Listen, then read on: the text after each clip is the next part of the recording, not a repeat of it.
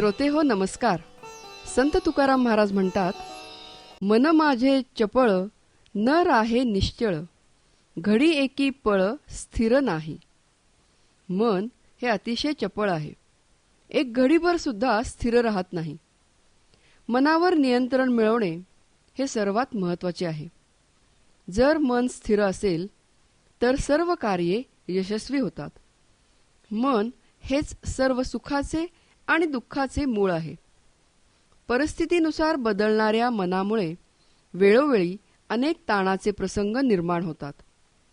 दीर्घकाळ असा ताण मनावर राहिला तर त्याचे परिणाम शरीरावर दिसायला लागतात. मानसिक ताणतणाव, चिंता यामुळे शारीरिक लक्षणे दिसतात किंवा एखादा आजार वाढतो.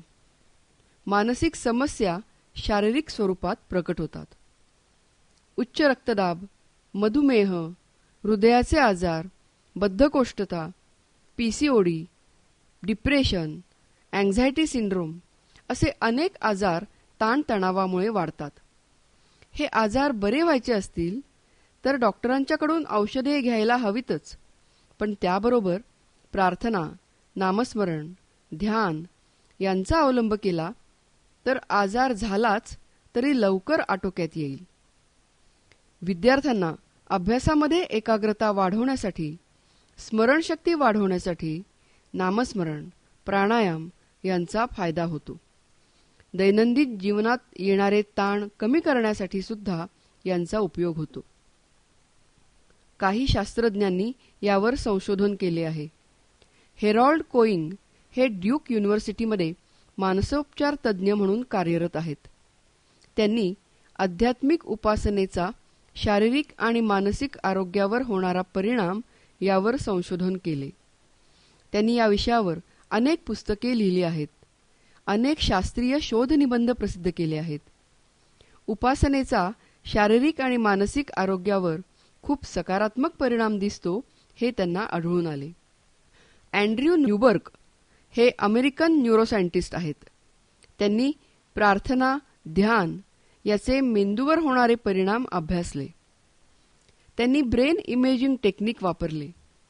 त्यांना असे आढळले की प्रार्थनेमुळे प्रीफ्रंटल कॉर्टेक्सची ॲक्टिव्हिटी वाढते. त्यामुळे फोकस वाढतो, अँक्झायटी कमी होते.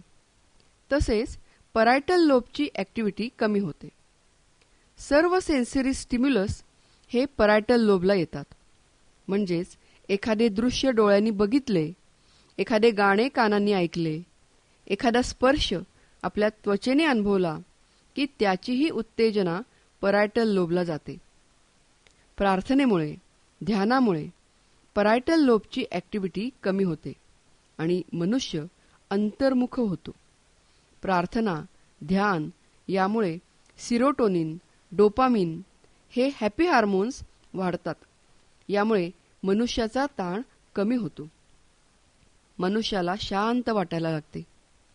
नियमित प्राणायामामुळे मनावर नियंत्रण मिळवणे शक्य होते. अनेक आजार नियंत्रित होतात. रोगप्रतिकारक शक्ती वाढते. भगवद्गीतेमधील 5व्या अध्यायामध्ये भगवंत सांगतात, प्राणापानौ समौ कृत्वा नासाभ्यंतरचारिणौ. गीतेतील प्राणायाम हा केवळ व्यायामासाठी नसून ध्यानासाठी आहे.